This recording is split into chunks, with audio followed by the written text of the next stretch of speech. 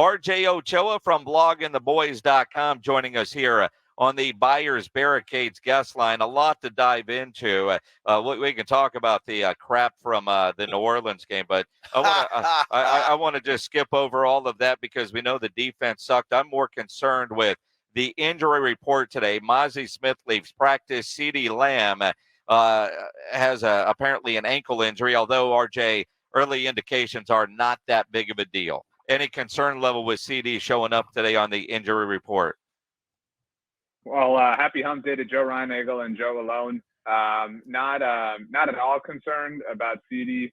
I think it's just a standard precautionary thing. It is hump day. It's Wednesday. I'm not ready to panic yet. My heads are falling off in certain instances with this team, but not as they relate to CD Lamb.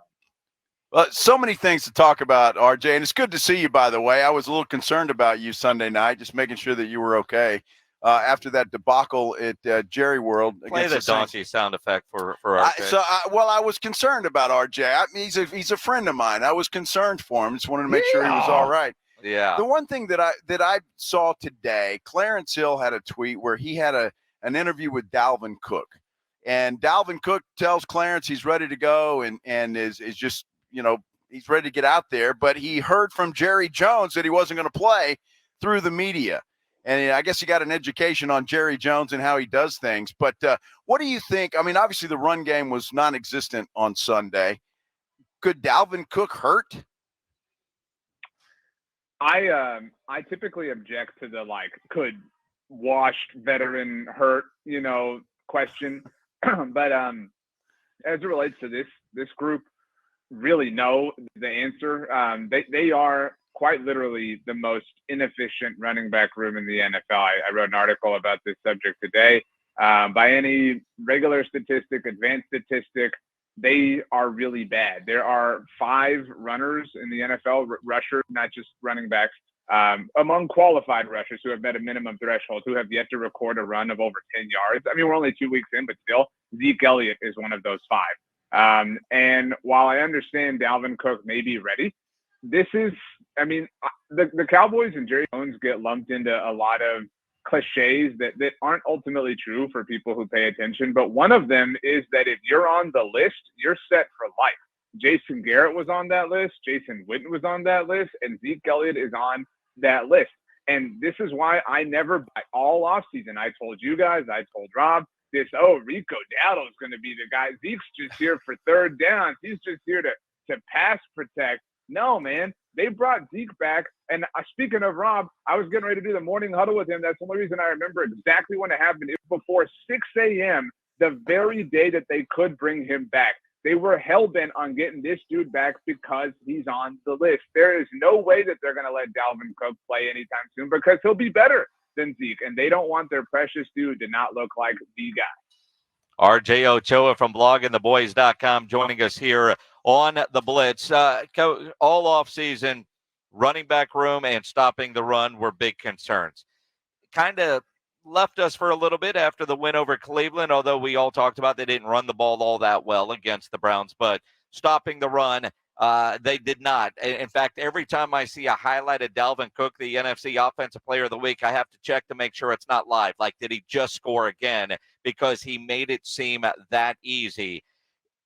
What do the Cowboys do at this point with Zim and the personnel to try to stop the run with, I don't know, Derrick Henry and Lamar Jackson coming to town on Sunday?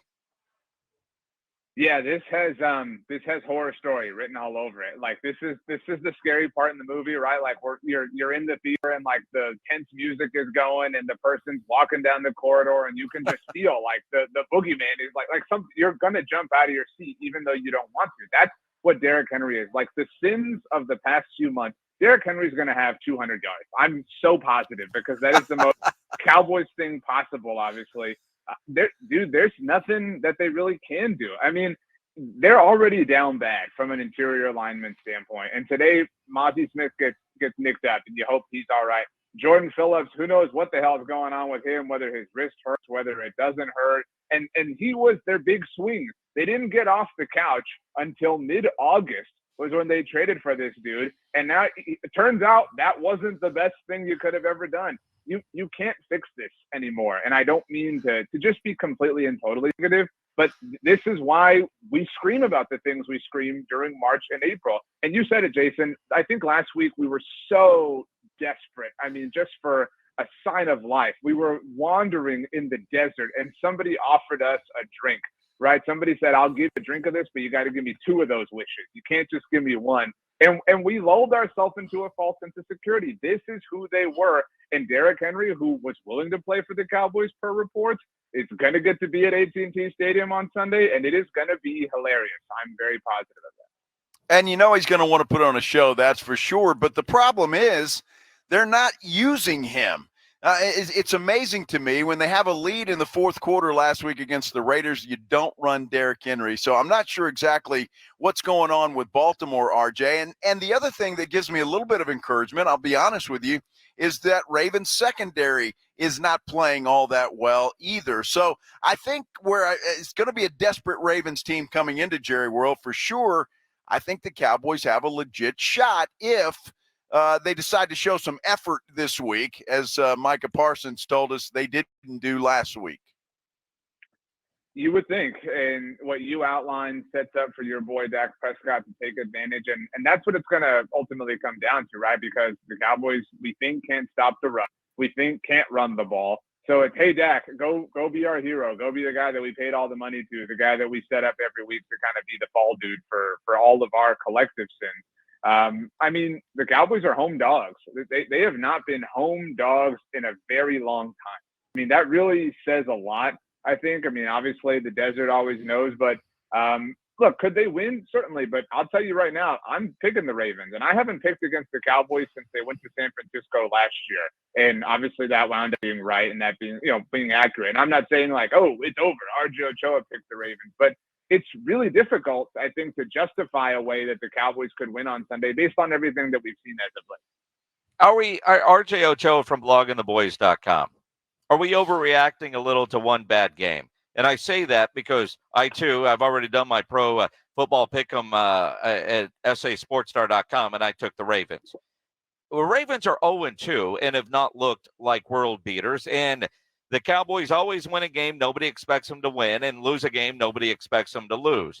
Could it be this game? When was the last time, and stats and analytics better than anybody, when was the last time the Cowboys lost back-to-back games at home?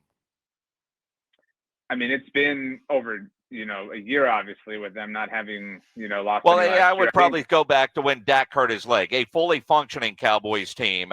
And I say that kind of jokingly, but with a healthy quarterback, when was the last time they lost back-to-back games at home? It's been a long time. It's been at least 2 years, to your point. And here's the thing, though. They have lost back-to-back games at home. I know it's over the course of 2 seasons because you have to dip into the playoffs. But, regular season Cowboys and playoff Cowboys are very different animals. They're not the same team. But that's an important note. I wrote about this earlier today. The Cowboys have allowed at least 44 points in back-to-back games in their building.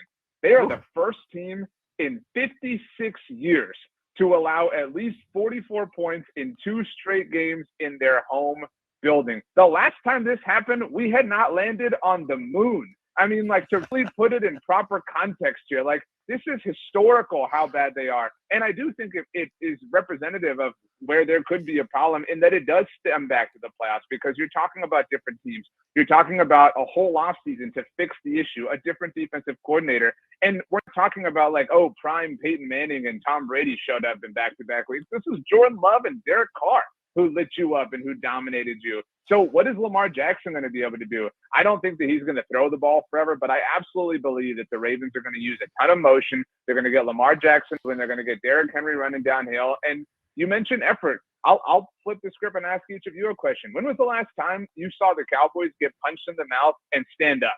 Because from my perspective, every time somebody punches them in the mouth first, they wither and they fold, and then they go home and they wait for the next opportunity. Well, and that's the problem with this Cowboys team, RJ, and you know this as well as anybody. They're a front-running team. They've got to get a lead, and when they get a lead, they're a better football team. But everything I see from this offense right now as it sits today, they're not coming back from a 10 or a 14-point deficit. They just don't have the horses. And look, when all you have to worry about as a defense is CeeDee Lamb, you're in pretty good shape as a defense. Yeah, I mean, and look, this isn't meant to be like a point to stick up for Dak Prescott or defend him. It's meant to be an indictment of the front office, because defensive coordinators can see the same thing that random Joes and awesome Joes obviously can from their couches, right? They can say like, yeah, this is the CeeDee Lamb show. That dude, Jalen Brooks, who they were trying to rely on, that guy's slipping all over the place. That guy can't make the blocks on the end around, so Brandon Cooks can get in the end zone. It really is Dak and CeeDee, which, by the way, makes the fact that they waited forever to pay those two dudes even more hilarious, because they are the primary engine, the only engine that runs this offense. Can Brandon Cooks make play? Sure. Can Zeke Elliott maybe have an awesome screen pass that he turns into a surprise first down? Clearly. But for the most part, this is Dak Prescott, CeeDee Lamb, two rookie offensive linemen, and you're hoping and praying against all odds that it's going to be enough. And that's why you don't need the Ravens to be world beaters or to be amazing or to be whatever, because right now, all you got to do is put up like 20 points, and the Cowboys are going to have to chase that for most of the second half. RJ Ochoa from bloggingtheboys.com joining us here on the Blitz. The effort question really turned into a toughness question with this team. One of the indictments on Dan Quinn is he's too much of a player's coach and doesn't hold guys accountable. Thought that could change with Zim, yet you couldn't tell the difference on Sunday. I was at the Packers game, I was at the Saints game, and they looked eerily similar. The only thing I was thankful for is I didn't hear any of the commentary from Brady or Brad Sham in the group, because I was in the stadium just hearing it in my head, knowing it was going to be very similar. With that, Micah Parsons trying to do the right thing, maybe showing maturity and leadership, but he said lack of effort. I want to go where you were going with lack of toughness. Do you think this is a team that lacks that toughness? And again, for a football player, that's almost as big of as an indictment as saying that they didn't play with effort. They didn't give maximum effort in every play, which I couldn't believe Micah said that. Zim tried to defend it, but now you're talking about toughness. Well, first of all, this whole saga is happening in September. Like we haven't, I don't know if y'all put your fall tour out yet at your homes, but like it is so early for these kinds of intense. My what? Wait a minute. Fall decor. Oh, fall decor. Okay. No, not yet. My decor doesn't change. I don't have fall decor. This how early, though, we are, and they're having to answer questions about effort. And some of that is the totality of it all. Yes, the defensive coordinator is different, but the primary pieces aren't. I would offer the last time we saw them kind of absorb a punch and stand up and fight back was Christmas Eve against the Eagles 2 years ago. But even then, you could asterisk that game if you wanted to and say, well, it was Gardner Minshew, it wasn't Jalen Hurts. But Dak had that pick six early on the tip ball, whatever, and they ultimately fought back, and it was impressive. But last year, when San Francisco got on them, when Miami, when Buffalo, obviously when Green Bay, when New Orleans, I think your common denominator, Jason, just trying to, look at things to potentially identify as the problem. I hate to say like they don't have it in them. I think that's stupid because we simply do not know that. But in every opportunity to prove it, they haven't.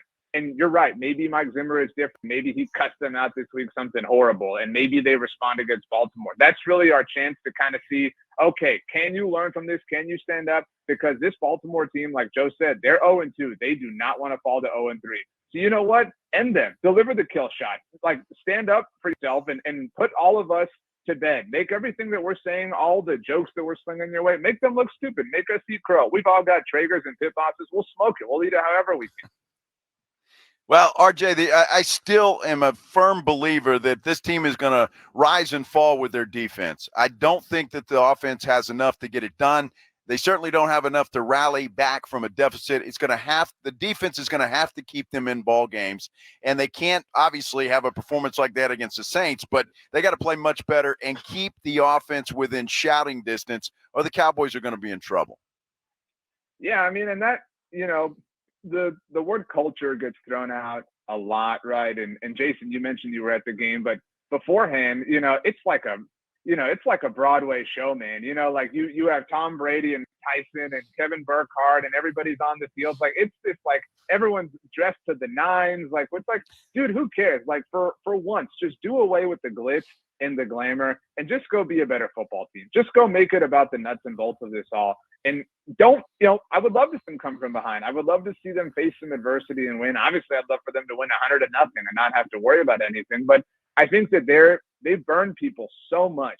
And they pulled at that thread, obviously, with the way they lost to New Orleans, that I honestly think my pulse on the fan base is that, and look, nobody's going to quit watching. Let's not be silly about anything, but they could go out and beat the brakes off of Baltimore. And I do think that people would be like, okay, cool. Well, do it in January. Like I've seen you be a great regular season team before. And I do think that's wearing on them. I think that has to be so annoying to deal with that over and over and over again. But once again, this is the bed that they have made altogether. RJ, do we put more on the Cowboys just because of the Cowboys, like you just said? Jake Paul, Tyson, Tom Brady's there. None of that should affect the team and the product that we're seeing on the football field. I mean, and every team has that before every home game. There are people on the sidelines, local celebrities, national celebrities. Hell, the Monday night game for the Eagles was the Jason Kelce story. I mean, so every team does that. Is that just because the Cowboys lost and they do that kind of stuff, it just becomes another easy thing to punch at? I mean, I think that that's partly true, but I think that, to the point y'all brought up, Dalvin Cook finds out he's not getting called up through the media, right? And that also happens, right? Like, I don't want to, pick and choose and say these things only happen to the Cowboys, but, that's the world they're living in, man. Like they have a lot of benefits because of the team they play for and the uniform they wear. And it's not their fault. And I know that Mike McCarthy said that last year and I respect him for it, but they're fighting a very large shadow. I mean, so many people have failed before them that have made the situation worse. And it doesn't help that the legends that they're chasing in franchise history are 300 feet up in the air calling their games on a weekly basis. So it is kind of a phenomenon that is unique into and unto itself. But I mean, and to your point, a few years ago when Conor McGregor was there, it was like 7 years ago, they were doing the McGregor strut and they beat the crap out of the Jaguars. So like it does go both ways. Well, RJ, I've got some hope for you, my friend. Uh-oh. Minix won't be at the game this weekend. So there's hope because the last two games he's been at, they got their butts kicked. Yeah, well, how noble of you, Jason, to maybe watch the game from home for all of us. I mean, I really had a nice long winning streak going, too. I didn't get credit for that, but they lose, too, and it's all my fault. Do you have I think I know you very well. Do you have your attendance documented? Because I think Joe and I, we need to see your winning percentage. We need to understand this. For all we know, you're below 500, dude. You might be the Jason Garrett of Dallas Cowboys fans. I do not have my attendance documented. I will. Sounds like an off-season project. It sounds like only a project that you would do. I have mine. I have my notes out. Of course you do, but I don't. I mean, are we talking Lifetime? Are we talking at AT&T Stadium? Are we talking at the old Texas Stadium? You should have it in exact increments like that. We should know when they're wearing white uniforms, when they're wearing color rush. With Jason Minix in attendance, these are the advanced analytics that we need. What did you have for breakfast? What did you have for lunch? I mean, like, what color were your shoelaces? We have to know all of that. Well, I mean, this past week I had a bagel at the hotel, and then I went to that Bill Bates Ultimate Tailgate Party and had some brisket, some chicken, some sausage, and a lot of Flight by Yingling. It was fantastic. I saw the Instagram story, but thankfully, for all of our sakes, you won't be there this week. You're falling on that sword. What a noble guy you are. I tell you, I applaud him too, RJ. Anything for the team. Yes. If tickets show up in my account, all things could change. It's still Thursday. Now my kid's in town, so we're not going. Good stuff. RJ Ochoa, bloggingtheboys.com. Always appreciate it, my friend. Guys, Survivor premieres tonight. I know you're going to be watching. Nobody gives a damn. Your thoughts next week. No, nobody cares about Survivor. Yeah. The Survivor I care about is the NFL Survivor, and most people are already out of the Circa deal.